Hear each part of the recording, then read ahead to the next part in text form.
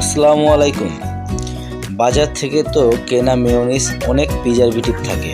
আজ আপনাদের দেখাবো হাতের কাছে মাত্র কয়েকটি উপকরণ দিয়ে কিভাবে তৈরি করতে পারবো আমরা ঘরে ক্রিমি মেয়োনিজ। চলুন শুরু করা যাক।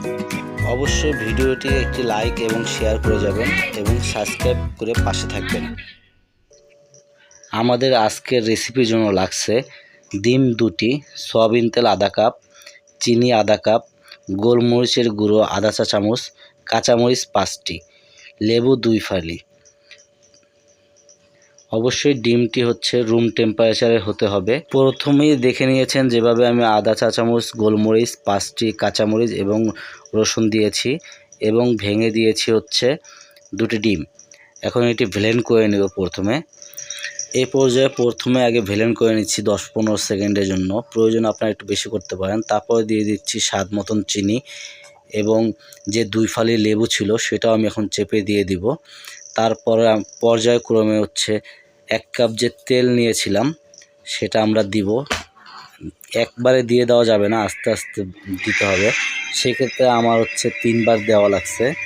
পরবর্তীতে যখন হচ্ছে টেস্ট করে দেখলাম যে আরেকটু চিনি লাগতে পারে, তখন চিনি যেহেতু দিচ্ছি তখন আমরা একটু চিনির সাথে তেলও দিয়ে দিচ্ছি।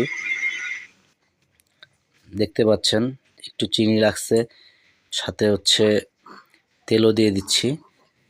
খুবই সহজ, আপনারা ঘরে বসেই তৈরি করে নিতে পারেন। আমার চাইতে আপনারা অনেকে আরও ভালো পারবেন আশা করি। এর আগেও আমি 2-1 বার বানিয়েছি ঘরে খাওয়ার জন্য। অল্প সময়ে পুরোটি আপনাদেরকে দেখানোর চেষ্টা করেছি। দেখুন তৈরি হয়ে গেল আমাদের সুপার ক্রিমি ও থিক হোমমেড মেয়োনিজ। এটি আপনি স্যান্ডউইচ, বার্গার কিংবা চিকেন ফ্রাইয়ের সাথে খেতে পারবেন।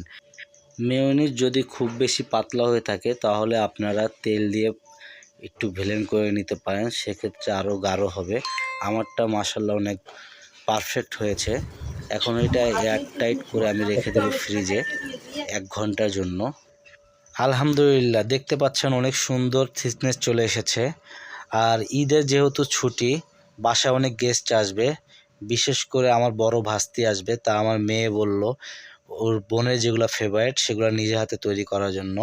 আর অনেক কিছু তৈরি করেছি, আপনারা চাইলে সেগুলো আপনাদের সাথে শেয়ার করব। কমেন্টস করে জানাবেন প্লিজ। আসসালামু আলাইকুম।